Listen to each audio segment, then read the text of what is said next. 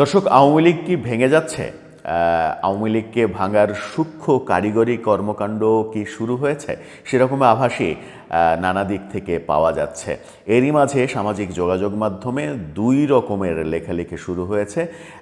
আওয়ামী লীগ ভাঙার সুর যেমন আছে, আবার আওয়ামী লীগ ভাঙলে আওয়ামী লীগ ভেঙে যারা আওয়ামী লীগের দায়িত্ব নিতে চাইছেন তাদের নেতৃত্ব আওয়ামী লীগের তৃণমূল মেনে নেবে না, এরকম আলোচনাও শুরু হয়ে গেছে।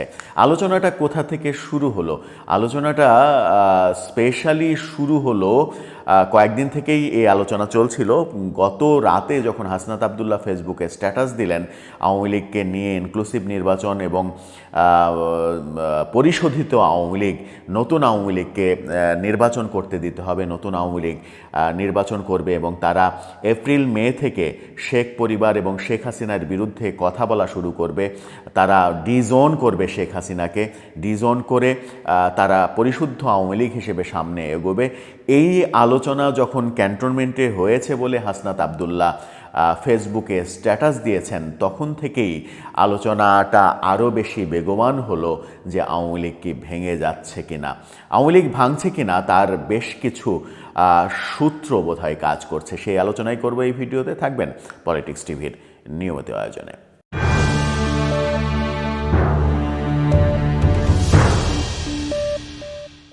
দর্শক, পলিটিক্স টিভির নিয়মিত ভিডিওগুলো এখন থেকে স্পন্সর করছে প্রজাপতি.টিভি, নতুন ওটিটি প্ল্যাটফর্ম। আপনারা চাইলে ফেসবুকে, ইউটিউবে, ইনস্টাগ্রামে, টিকটকে দেখে নিতে পারেন। ডেসক্রিপশন বক্সেও লিঙ্ক দেওয়া থাকবে, সেখান থেকেও দেখে নিতে পারেন।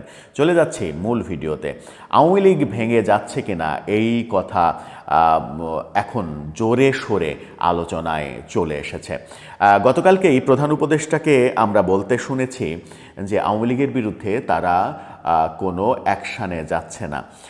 ইন্টারন্যাশনাল ক্রাইসিস গ্রুপের চেয়ারম্যান, তার নেতৃত্বে এক প্রতিনিধি দল প্রফেসর ইউনূসের সঙ্গে দেখা করলে প্রফেসর ইউনূস বলেছেন আওয়ামী লীগকে নিষিদ্ধ করার পরিকল্পনা এই সরকারের নেই। যদিও ঢাকা বিশ্ববিদ্যালয়ে খণ্ড খণ্ড বিভিন্ন মিছিল হয়েছে ছাত্রদের ডক্টর ইউনূসের এর প্রতিবাদে। নুরুল হক নূরও দেখলাম এর প্রতিবাদে সমাবেশ করেছে যে এই প্রফেসর ইউনূসকে এই কথা প্রত্যাহার করতে হবে, এই কথা মানা যায় না, এরকম কথা আসছে। কিন্তু এটা তো নতুন কথা না, এটা তো পুরাতন কথাই। প্রফেসর ইউনূস অনেক আগেই বিদেশি সংবাদ মাধ্যমকে বলেছিলেন যে আওয়ামী লীগকে নির্বাচন করতে দেয়া হবে, কারণ বিএনপি চাইছে আওয়ামী লীগ সহ সবাইকে নির্বাচন করতে দেয়া হোক। এই কথা তিনি ওপেনলি বলেছিলেন ভারতীয় একটা সংবাদ মাধ্যমের সঙ্গে সাক্ষাৎকারে। এটা নতুন কোনো কথা নয়, কিন্তু বর্তমানে যে আলোচনাটা ঘোলাটে পরিবেশের আলোচনার মধ্যে ডক্টর ইউনূসের এই কথাটা হয়তো ওই মিছিল করার খোরাক জুগিয়েছে। সেই মিছিল হয়েছে, কিন্তু মূল ব্যাপারটা হচ্ছে আওয়ামী লীগকে নিষিদ্ধ করা এই সরকারের পক্ষে সম্ভব হচ্ছে না, কারণ আমেরিকার প্রেসক্রিপশন, ভারতের প্রেসক্রিপশন, আমেরিকার প্রেসক্রিপশন এর বাইরে যাওয়া এর সরকারের জন্য কোনোভাবেই সম্ভব নয়। কারণ সমালোচনা রয়েছে যে এই সরকার, বিশেষ করে ডক্টর ইউনূস এবং শেখ হাসিনার পতন, এটা আমেরিকার প্রেসক্রিপশনেই হয়েছিল।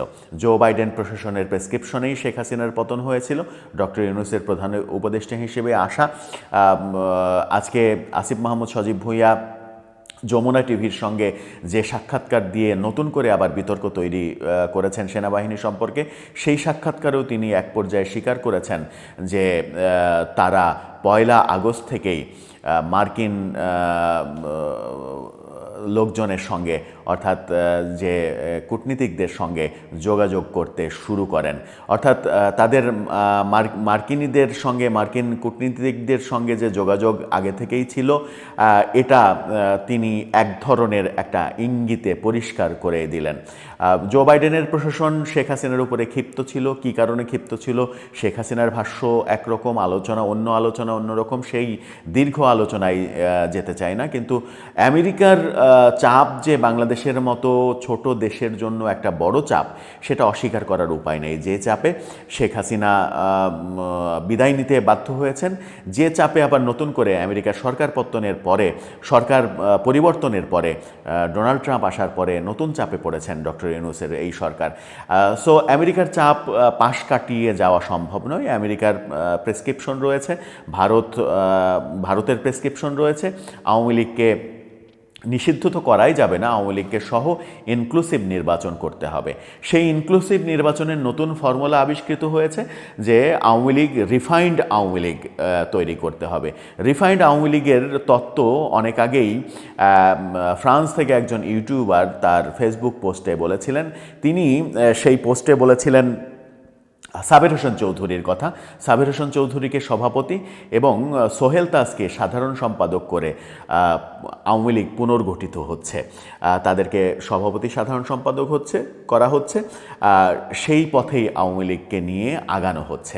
আবার হাসনাত আবদুল্লার যে স্ট্যাটাস, গত রাতে হাসনাত আবদুল্লার যে স্ট্যাটাস, সেখানে হাসনাত আবদুল্লাহ 3 জনের নাম বলেছেন, যেখানে একজনের নাম কমন, সাবের হোসেন চৌধুরী। আরেকজনের নাম বলেছেন তিনি শিরিন শারমিন চৌধুরী, সাবেক স্পিকার, এবং তাপসের নাম শেখ ফজলে নূর তাপস, তার নাম বলেছেন। এখন সাবের হোসেন চৌধুরীকে যদি সভাপতি করা হয় এবং সোহেল তাজকে যদি সাধারণ সম্পাদক করা হয়, তাহলে কি তৃণমূল আওয়ামী লীগ সেটা মেনে নেবে?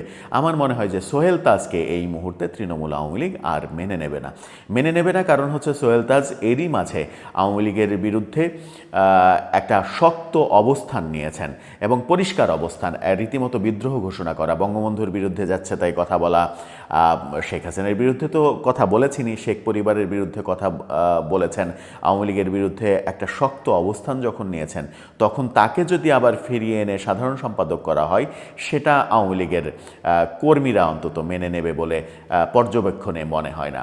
সাবির হোসেন চৌধুরী, তাকে মেনে নেয়া না নেয়া একটা দোলাচলের ব্যাপার হতে পারে, কারণ সাবির হোসেন চৌধুরীর ইমেজ, ফ্রেশ ইমেজ রয়েছে। সরকার তাকে গ্রেপ্তার করেছিল, গ্রেপ্তার করে একই দিনের মধ্যে অনেকগুলো মামলার জামিন হয়ে তাকে মুক্তিও দিয়েছে।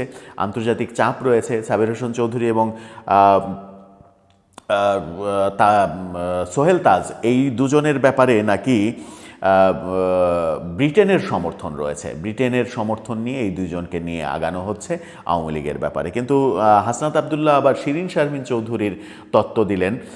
শিরিন শারমিন চৌধুরীকে নিয়ে আলোচনা হয়েছে ক্যান্টনমেন্টে, ফজলে নূর তাপসকে নিয়ে আলোচনা হয়েছে ক্যান্টনমেন্টে, যদিও ফজলে নূর তাপস দেশে নেই, দেশের বাইরে পালিয়ে রয়েছেন। শিরিন শারমিন চৌধুরী দেশে রয়েছেন এবং সাবির হোসেন চৌধুরী, তিনিও দেশে রয়েছেন। সাবির হোসেন চৌধুরী এবং শিরিন শারমিন চৌধুরী কিংবা সোহেল তাজ, যে কোনো জন যদি সাধারণ সম্পাদক হন, সাবির হোসেন চৌধুরী যেহেতু কমন নাম শোনা যাচ্ছে, তাকে যদি সভাপতি করা হয়, তাহলে আওয়ামী লীগ নিশ্চিত করেই আওয়ামী লীগ ভেঙে যাবে। যে চেষ্টাটা 1/11-এর সময় একবার করা হয়েছিল, আওয়ামী লীগকে ভাঙার চেষ্টা করা হয়েছিল, যে চেষ্টাটা বিএনপিকে নিয়ে বহুবার করা হয়েছে, বিএনপিকে ভেঙে টুকরো টুকরো করার জন্য বিএনপির কয়েকজন নেতাকে টার্গেট করা হয়েছিল, নাজমুল হুদা, অলি আহমেদ, নারায়ণগঞ্জে তৈমুর আলম খন্দকার, এরকম বেশ কয়েকজনকে নিয়ে বিএনপিকে ভেঙে টুকরো টুকরো দল করার চেষ্টা করা হয়েছিল। কিন্তু যে দলগুলো হয়েছে, বি চৌধুরী, তিনি বিএনপি ভেঙে নতুন দল তৈরি করেছেন, বেশ কয়েকটা 4-5টা দল হয়েছে, কিন্তু যে দলগুলো হয়েছে সেই দলগুলোর অস্তিত্ব আমরা খুব একটা খুঁজে পাই না। বিএনপি কিন্তু ঠিকই টিকে রয়েছে। আওয়ামী লীগকে ভাঙারও চেষ্টা করা হয়েছিল। বিএনপি এবং আওয়ামী লীগ এমন একটা দল, তারা মূলত ওই পরিবার কেন্দ্রিক দল এবং পরিবার কেন্দ্রিক নেতৃত্ব পছন্দ করে। বিএনপির নেতারা মনে করে যে জিয়াউর রহমান, খালেদা জিয়া, তারেক রহমান, এই পরিবার ছাড়া বিএনপি খণ্ডবিখণ্ড হয়ে যাবে, বিএনপিকে ঐক্যবদ্ধ করা যাবে না। যারা আওয়ামী লীগ করেন তারা মনে করেন যে শেখ পরিবার, বিশেষ করে শেখ হাসিনার পরিবার ছাড়া আওয়ামী লীগ খণ্ডবিখণ্ড হয়ে যাবে। শেখ হাসিনার পরিবারের বাইরে আবার শেখ পরিবার ভাবলে সেখানেও আওয়ামী লীগের নেতৃত্বের কোন্দল রয়েছে, আওয়ামী লীগের মেনে নিতে সমস্যা রয়েছে। শেখ সেলিম, শেখ তাপস, শেখ পরশ, শেখ হেলাল, এই নামগুলো যদি আসে তাহলেও আওয়ামী লীগকে ঐক্যবদ্ধ রাখা যাবে না বলে আওয়ামী লীগের যারা সমর্থক তারা বলার চেষ্টা করেন। সুতরাং আওয়ামী লীগকে ভাঙার একটা সূক্ষ্ম রাজনীতি চলছে কি না সেই আলোচনা চতুর্দিকে শুরু হয়েছে এবং ফেসবুকে এই লেখালেখিও হচ্ছে যে রিফাইন্ড আওয়ামী লীগের নামে যে তত্ত্ব ডক্টর ইউনূস শোনাচ্ছেন সেই তত্ত্বে কোনো কাজ হবে না। শেখ হাসিনার বিকল্প আওয়ামী লীগে নেই। এখনও এত কিছুর পরেও শেখ হাসিনাকে নিয়ে এত সমালোচনা, এত কিছু, 5 আগস্টের পতনের পেছনে অন্যতম দায় শেখ হাসিনার গোয়ার্তুমি, এই আলোচনাও যখন রয়েছে, তখনও শেখ হাসিনা হাসিনার প্রতি আস্থা তৃণমূলের, এমনটা লেখালেখি হচ্ছে।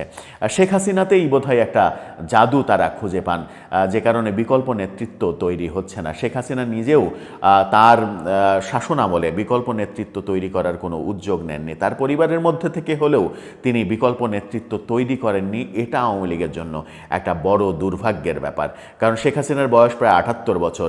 এই বয়সে এসেও তিনি বিকল্প নেতৃত্ব তৈরি করছেন না। তিনি তো আজীবন বাঁচবেন না, তিনি আর বেশি দিন শারীরিক সক্ষমতাও তার থাকবে না। মানুষের ব্রেনও তো একটা সময় আর কাজ করে না।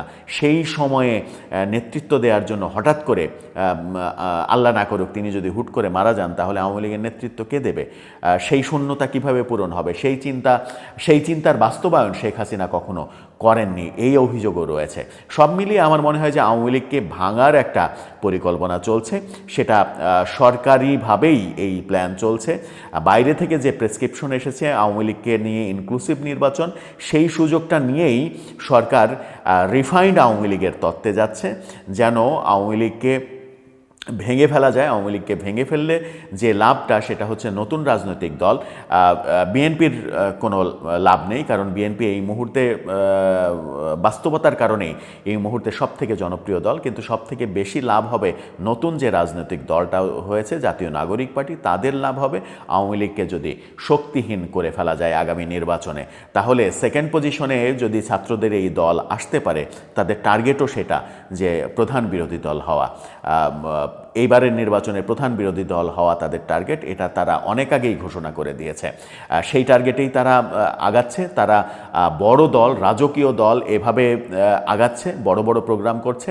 ইন্টারকন্টিনেন্টালে ইফতার পার্টি করছে ১৩০০ লোকের, যেখানে প্রায় ২ কোটি টাকা খরচ হয়। সো তারা যে এই যে বাম দলগুলোর মতো, কিংবা নুরুল হক নূর, জুনায়েদ সাকি, এই দলগুলোর মতো ছোট দল হয়ে থাকতে চায় তা কিন্তু না, তারা বড় দল হতে চায়। সুতরাং তাদের নির্বাচনে বড় টার্গেট থাকবে, এটাই স্বাভাবিক।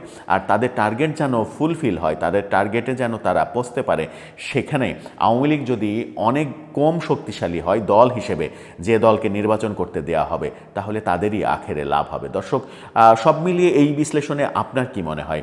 আপনার মতামত জানিয়ে লিখতে পারেন আমাদের কমেন্ট বক্সে।